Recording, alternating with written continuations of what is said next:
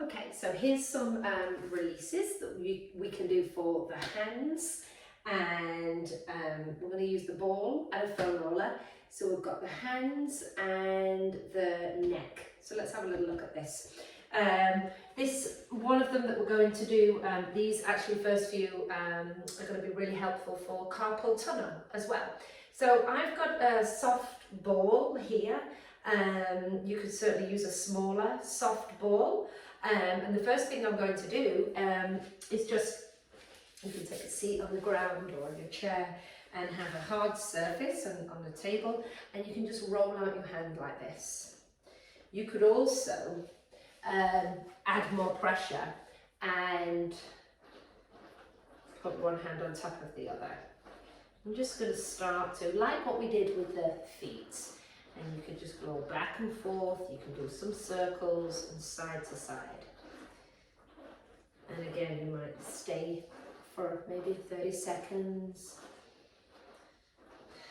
and just kind of start to release. You see our hands often are in this position from typing, texting, driving, eating, whatever we're doing. So it's really great to release first. This is a nice prep. If you find that you find it hard to open your palms out flat onto the ground. And this is going to be nice to precede the carpal tunnel median nerve floss that we're going to do. So again, apply as much or as little pressure as you like, and just work through the hands. And then from here, what you can do is just go, stay on the same hand, and you're going to roll over the top of the hand, from the hand along the fingers and the thumbs. And you could go, again, about 30 seconds or a minute. Apply as much or as little pressure as you like. Don't forget the thumb, you can work on the outside. This is from, I think she calls it the finger floss or something, Susan Hiltzman. Okay, so there, really nice.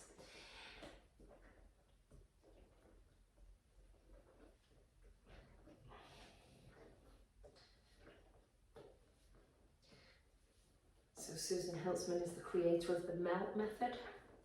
And this is one of her moves, and I love it, love it, love it. So tight hands or weak hands, and then you can even just kind of open and stretch your hand out and just notice what's it like. You know, is it easier to open out? You can test your grip strength and kind of see, compare it to the other one that you didn't do. See if you notice a difference. So really nice. And then also you've got a stretch, palm stretch or hand stretch, finger stretch. So elbow under the shoulder. This is not using the ball, but it's nice to follow after the ball. And then each finger one at a time, 10 seconds, just kind of pull it down. So this can be really helpful for healthy hands, tension of the hands. And anything that we do with the hands is going to positively affect up into the shoulders and the upper back and up into the neck. So sometimes, you know, when we think about, oh, I'm working on my feet, we just think the benefits are to the feet, but it's to the whole body. And it's the same anywhere when you're working. And then the thumb, you could hold it like a joystick almost. Remember a joystick? And then just pull back and go into a stretch there. Be mindful that the shoulder isn't up. And you could go into a static, so you could do both of those on each hand, and then you could do a static hand stretch and just be like this. You could back off and then kind of load into it. And we're trying to get this L and this index finger down and really open out and get the whole palm to the ground. So this might be something that you're here for a minute maybe. Work on that, and this is great. You could also, this is great prep. You could also, you know, combine this when you're doing the exercises, when we go into classes or when you're doing workouts and stuff. You can do hand stretch there, and you can also do your wrist stretches. So you can do one at a time here. So take one hand back, and you can hold it static or you can make it dynamic and just a little bit rock back. A little bit rock back. So just be careful when you're starting with this stuff, because you know, if it's new to you, it can be a lot. So I'm just rocking back and forth. So you could do one hand at a time. You could of course do two hands at the same time. Okay, so see what it's like. And I would have done my finger rinse, I would have done my palm roll out. Okay, you could also do this side to side. And you could do some circles.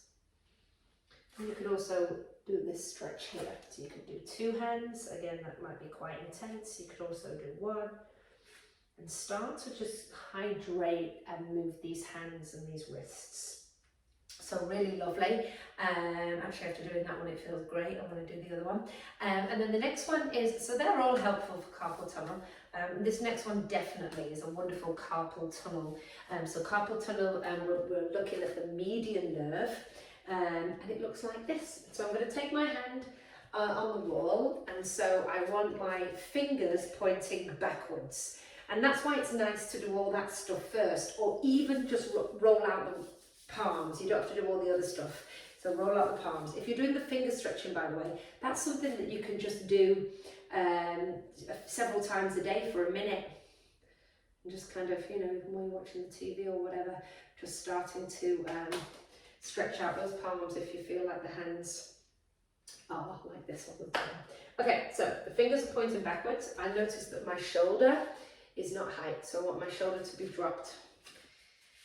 Okay, so even there, I've got this stretch on the whole of the inner arm, and then all I'm going to do, or you're going to do, is start to bring your ear towards your shoulder.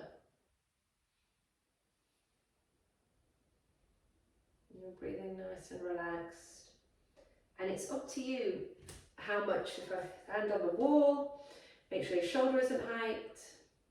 And you might be able to just move the head a little and then start to gradually increase, and you should feel this all the way.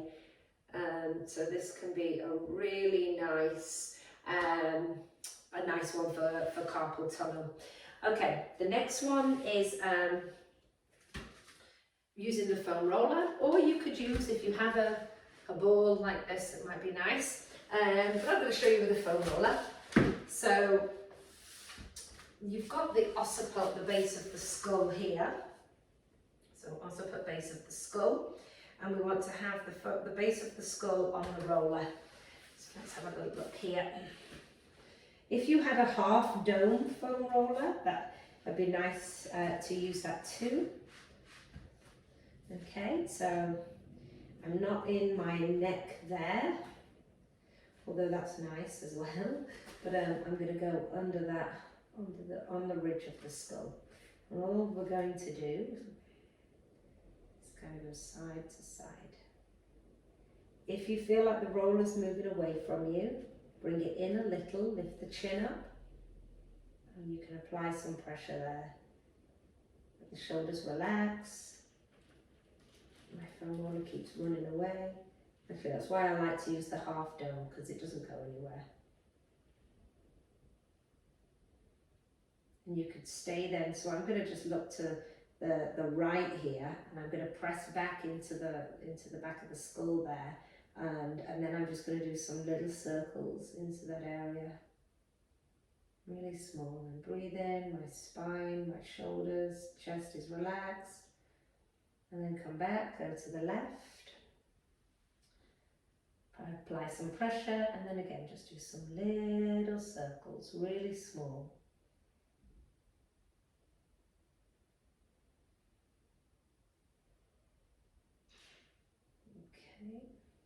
And you could also just be here, but no movement, just be here in this position. Some of this stuff just feels really nice, and again, as new moms, life is busy, and any therapeutic movement like this can be so good for the soul as well as the body. Okay, so I'm going to move on to the next one. So this is not using a foam roller or a ball, but it's a really wonderful release for the neck and the shoulders. We've done it before. It's a technique called sponging. Do I have my sponge? So I don't. So I'm just going to elevate the shoulder and squeeze and then release. Elevate, squeeze. squeeze and release. And again, you might do this for 30 seconds or so, maybe a minute. And you don't want to use too much muscle tension to hike that shoulder up. So it's just imagining that someone's lifting the shoulder for you. Think there's a piece of string on the tip of the shoulder, and squeeze and release. Really, really nice one for the head, neck and shoulder tension.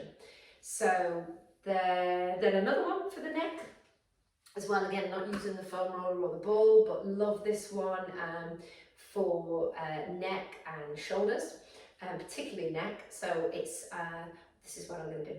So I'm going to look, we've got this big neck muscle that goes from the back of the skull that we just kind of massage there, and that comes down. It's a thick bend and it comes into the sternum here.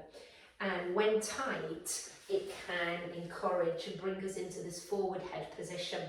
It impairs breathing, it's not great for pelvic floor health, for diastasis, blah, blah, blah, headaches, all sorts of things, upper back tension.